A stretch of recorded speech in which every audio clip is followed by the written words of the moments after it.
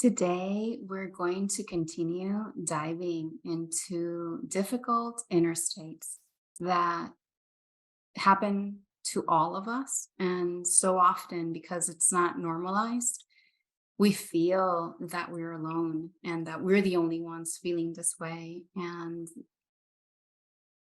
we need to be talking about these things. And these are things that I have explored in my own journey inward. And even as I come online to present these topics to you guys, I also feel some of these states myself still after years of dedicated work of going inward.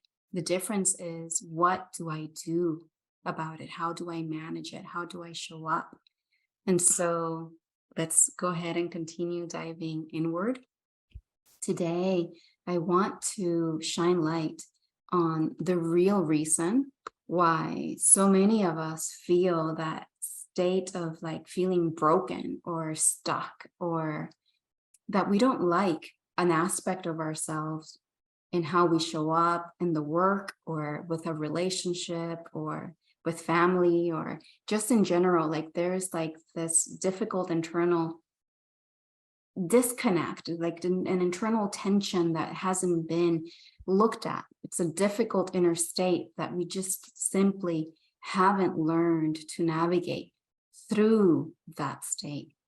And because of that, we end up feeling like something is inherently wrong inside. I want to start with a real example of a situation that happened. A lady that I met while I was in India in 2018. And in many ways, she inspired me to find a solution to this specific problem that I'm talking about today. She was just telling me how peaceful she felt and how good she felt in that moment. And she went on to say, I hate myself at work. I dread the thought of going back home because I hate myself at work. Literally, that's what she said. And she went on to explain that she was one of the vice presidents of a highly recognized high-end European automotive company. This is in 2018, so I had just left my career in a highly prestigious company myself. And I was thinking that, oh, the people doing all the work, we're the ones who just feel this way inside, but the VPs and the people up in the top, no, they got it figured out. And I was shocked to hear that the VP of this company was feeling the same way that all the individual contributors also feel. And I was mind blown. I was like, this is a universal problem. This needs to be looked at. This needs to be understood. There's a root cause. There has to be a solution for this. And so in a way, she inspired me.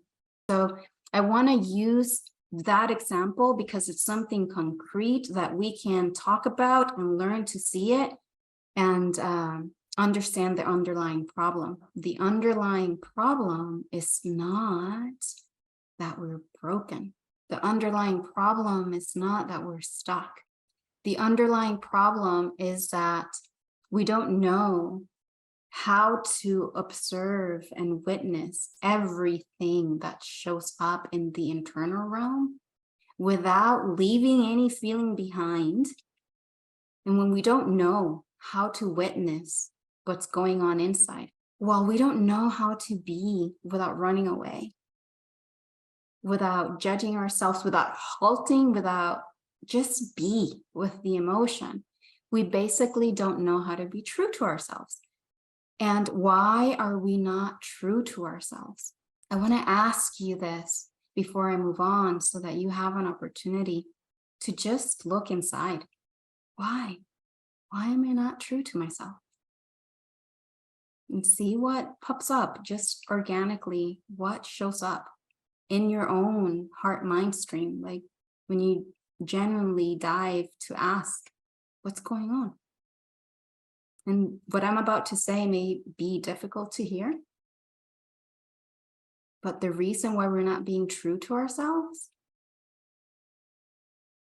is because we're afraid to look inside.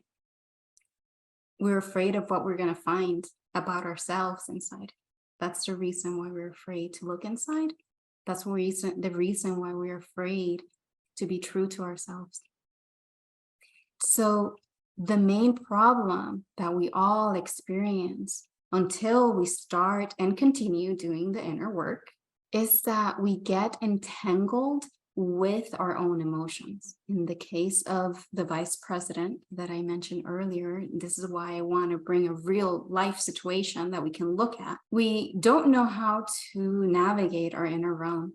We go off doing the things that the world expects of us, and she eventually became a VP. But the thing is that we will achieve, we will conquer, we will find the thing that we're striving to create, we will manifest it.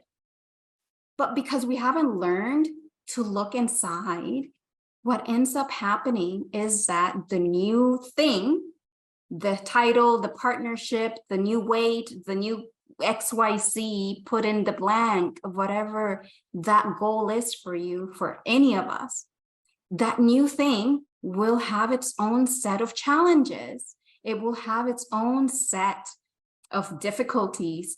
Thank God that is the case, because it will continue to poke on our deepest insecurities.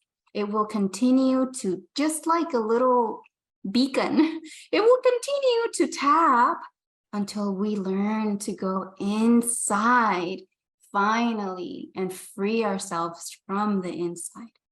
So it's a good thing that we go out achieving. It's a good thing that the new achievements bring their own set of challenges, because at some point we're going to pause.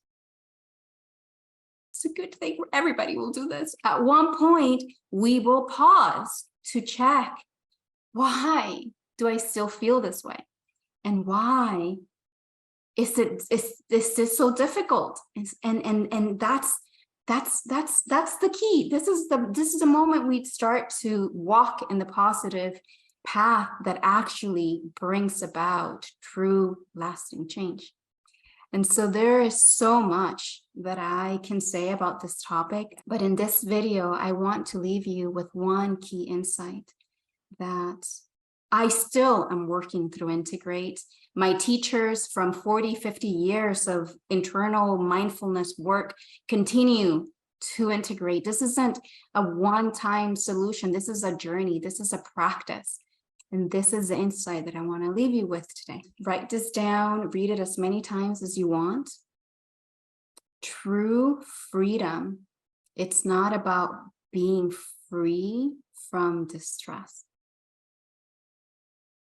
True freedom is about cultivating the capacity to experience every single feeling without identifying with the feeling, without making ourselves wrong for the feeling, without blaming other people for our feelings. It's about having the capacity to look within. And that's how we avoid getting caught up in these feelings. So for the VP, there's something in the workplace that she's doing that is going against her deepest internal navigation system that's telling her this does not feel right.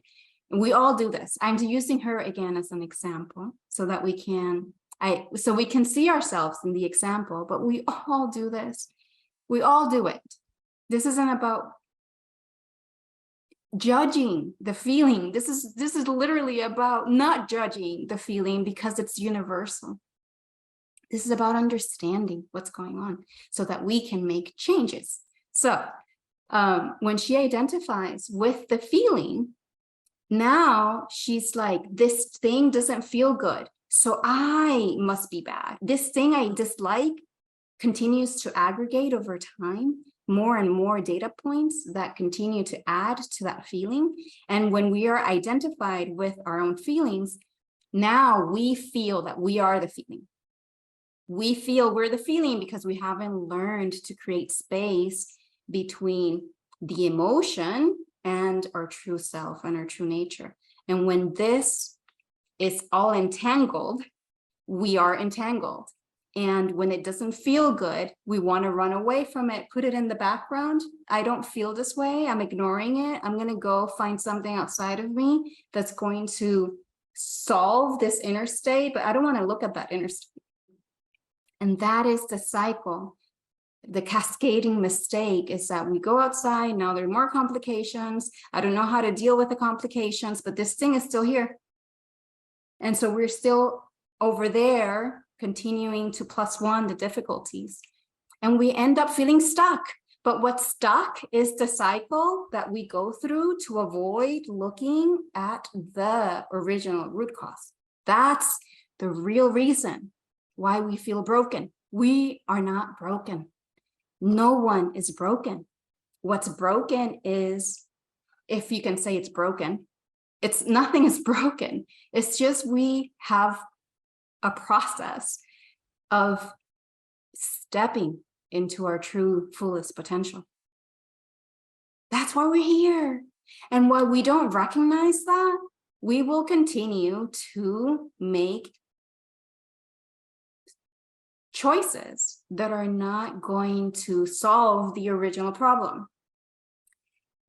And once we understand what the original problem is, and once we can be with ourselves with compassion, without identification, with forgiveness for whomever taught us to be that way, for forgiving ourselves, for all the times that we have ignored our true nature, our true self, we have abandoned ourselves in favor of what I imagine will solve it. Once we can be with ourselves truly, now we can come up and show up in the work, in a relationship, in XYZ situation. And now we can come to that same situation, circumstance, and now we can really make an impact that is truly meaningful. This is how we start to feel fulfillment in life. So many people say, I don't feel fulfilled. Well, look at the thing you don't want to look at, because once you can see yourself without judgment, we stop judging the world also.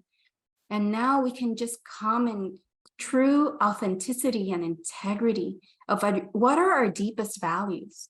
This thing that's happening at work that I am not in alignment with, there's something that can be done there without blaming. Why is this here? Back to composure and self-balance. We can now start to truly impact the world around us. And that is the truth.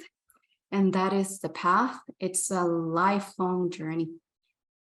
And the sooner we start to look inwards, the more we will understand for ourselves how meaningful it is to do this work, to let go of judging ourselves and others, and to truly shift our mindset.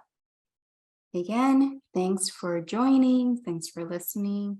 Please do share, do comment, ask questions.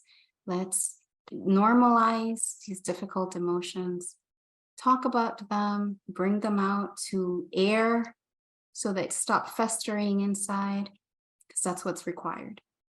And I'll see you next time. Thank you.